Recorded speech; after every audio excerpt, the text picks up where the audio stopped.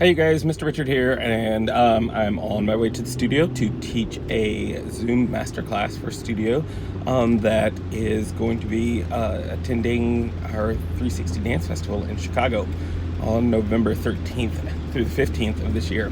So, on my trip, I've been doing these just little chats on my commute as I'm thinking about topics and what I know I'm dealing with, but what I also feel like there's a huge number of other dance teachers and studio owners out there that are dealing with the same thing. And uncertain times, the worst thing that could happen is to feel isolated and like your problem is you're the only one with your problem or issue. And that is just a deception that's trying to keep you in a negative mindset, and that's not true. There's so many of us that are all struggling through the same problems and issues, and when you know you're not alone, that at least helps lighten the burden just a little bit. So just letting you guys know that I'm going through the same things that you guys are, and some things I may be going through a little bit worse than you guys, but we're going to be okay. We're going to get through it, and we're going to come out better than we were before. So, the show must go on, and the show will go on. And we might have a little bit of a revision of the show, a changing of the cast, so to speak, but the show will go on. Schools will open again. We will get back to being together and in classes, and we will get back to functioning as a highly successful society eventually. And we just have to weather the storm. So, in the weathering of the storm, let's all remember now that you're off the hamster wheel, and I think that the hamster wheel has been our enemy for a while, because there's always it's always great to have momentum, and it's always good to ride that momentum out, and the best time to act is when the emotions are high. The only problem is when the emotions never have a low or they don't come down, then we don't get to recalibrate and we don't get to reassess where we are. And I think that the hamster wheel in our industry, in the dance industry, really kept us at a certain emotion, and we're just not designed to function that way. We're not designed to have our adrenaline levels stay as high as they do for long periods of time. Your body's designed to process adrenaline in short bursts. That's why it's a fight or flight mechanism. It's only supposed to be there for a short amount of time to save your life. And when we put ourselves under stress, that stress keeps us worked up, and it keeps that adrenaline in our system. And once that adrenaline stays in our system too long, then that adrenaline turns to cortisol, and that cortisol finds its way right in this area right around your belly button, and it goes all the way around in the shape of a tire for men. For women, the high cortisol levels will cause you to store excess body fat in areas that you don't want to have it. So one of the things about not being on the hamster wheel is it's going to actually allow your adrenaline levels and your adrenal glands to actually recalibrate, which is going to make you healthier in the long run. Adrenal fatigue, our dancers were suffering from adrenal fatigue. We were suffering from adrenal fatigue. And if you're not familiar with it, Google it. Look up adrenal fatigue and just see if the hamster wheel that we were on in such a systematic way was keeping you on an excess high that we just needed to come down off of every now and again. And now that we've been forced to come off of it, let's take a look at what's valuable to us. Let's take a look at the hamster wheel. Do we want to go back on the hamster wheel?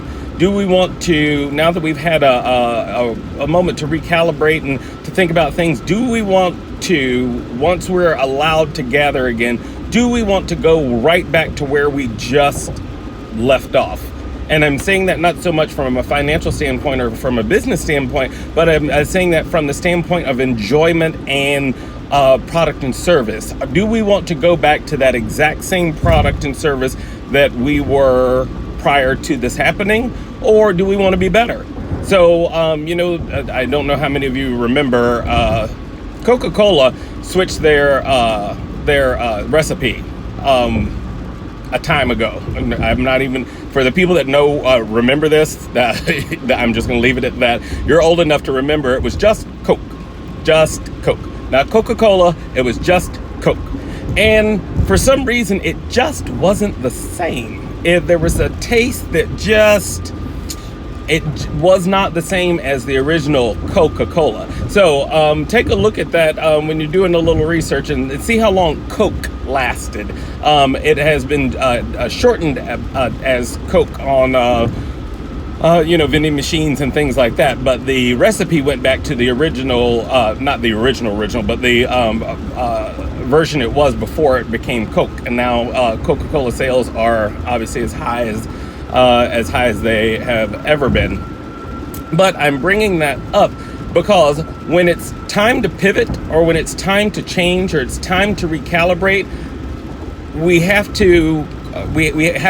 we're called on that.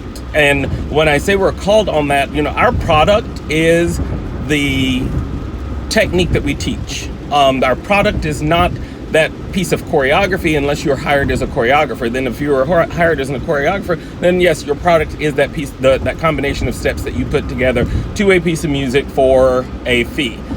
As dance teachers and studio owners, our product is not only the technique that we're teaching, but the life lessons that we're teaching through that technique, which will allow our product to forever give more and more and more. Think about the sayings that you give to the kids, and they repeat over and over when you're not around. Think about your sayings that your parents used to tell you, and how they somehow creeped in that first moment that you had when you said something your mom or dad said, and then it just caught you off guard, and you're like, yeah. So we have that kind of impact on our dancers, and I wanted to bring that up because I don't believe any dance teacher or studio owner out there is teaching bad technique. Okay, I think sometimes there's incorrect information, or the information is not as well founded as it could be, but I do not believe that there are dance teachers that are out there teaching you to spin almost on releve with a bent knee, with no spot, with your shoulders up, and go around as many times as possible and call that pirouettes. That I don't believe that is what is being taught. Unfortunately, the hamster wheel kept us from adjusting those things. And at the end of the day, that's our product, that result. And if we think about it in terms of a result, what kind of results do we want for our studio and for our teachers and for our students and for our parents? What kind of result are we going for?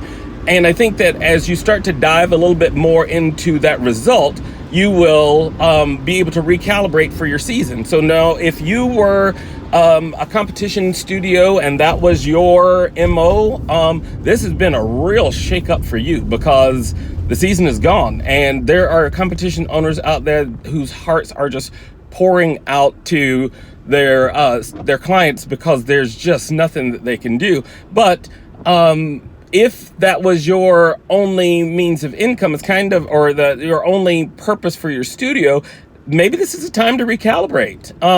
If you did 6 competitions in a season, are you going to go back to doing 7, 8?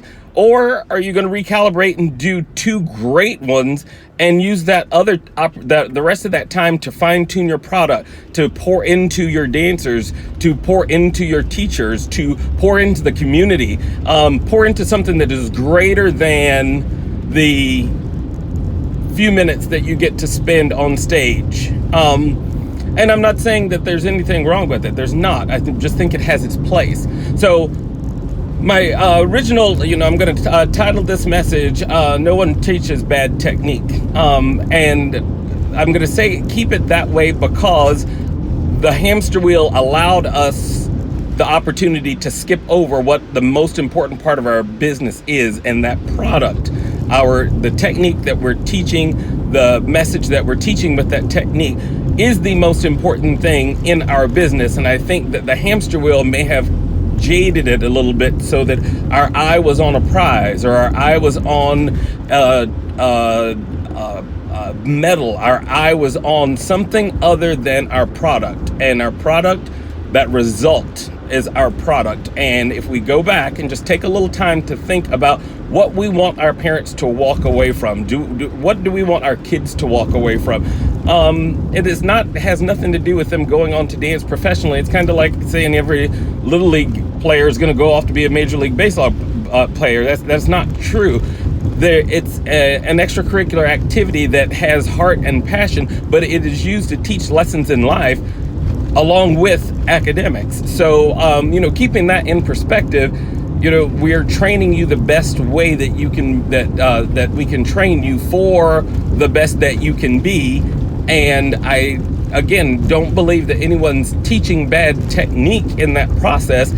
I think the hamster wheel and getting all the numbers ready and getting all the numbers costume, all the numbers registered, all of that hamster wheel just kept us from that end product and the value of that end product, the value of that end result.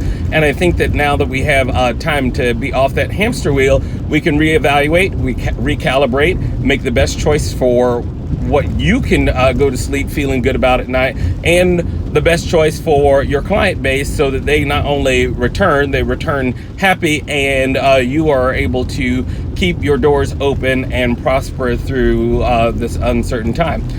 We can do it. It's happened before. My last little phrase that I'll leave you with is this: dance studios existed way before our dance competition did. And the dance competition evolved out of the collection of dance studios. So, let's make sure that we keep everything in perspective and keep everything in its place. Your dance studio will and should survive beyond the number of competitions you do or never do again. You existed prior to the competition, and you can exist beyond it.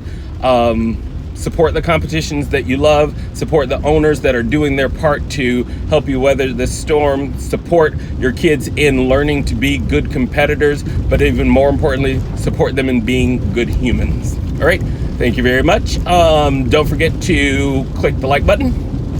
Subscribe to the Mr. Richard Approved channel on YouTube, and I'll be back with you again with some more real talk with Mr. Richard. Okay, bye.